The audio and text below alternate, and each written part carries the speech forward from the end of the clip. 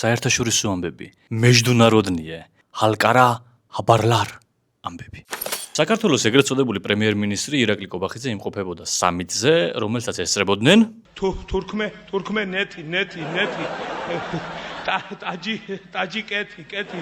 სამიტი ეძღვნებოდა თურქმენეთის ნეიტრალიტეტის 30 წლის თავს. ძალიან მნიშვნელოვანი ივენთი იყო ჩემი აზრით, იმიტომ რომ ამ სამიტის გარეშე ქართველების 95% ვერასოდეს გავიგებითო თურმე თურქმენეთი ნეიტრალურია და 90% არასოდეს ვიტყოდით, რომ ყაზე გვიდიაო. თურქმენეთს ესაზღვრება ყაზახეთი, ირანი, ავღანეთი და უზბეკეთი. მეორე ნეიტრალურ ქვეყანას აქეთ შვეიცარიას ესაზღვრება საფრანგეთი, იტალია, ლიხტენშტეინი, გერმანია და ავსტრია და ორივე ნეიტრალურია, იმიტომ რომ ერთი შეუძლია და მეორე წვალობს. ხო, თურქმენეთი კი არის წელში გამართული და იასნა გამოაცხადა და ფეხებს ვერ მოჭამს ვერავინ. ცხენის რძეს გაუმარჯოს. ჩვენ მაქეთ მივდივართ თურმე.